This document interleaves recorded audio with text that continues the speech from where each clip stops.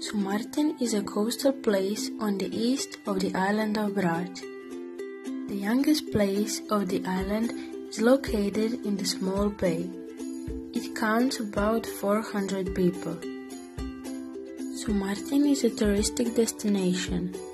Every year from April to September, tourists come from all over the world. Sumartin is a fishing village too. While walking along the seafront, you can see a lot of huddled fishing boats. My grandfather is a fisherman. Today he is 78 and he still goes fishing every day. Shipbuilding was developed activity in Sumartin. Today there's only a small shipyard.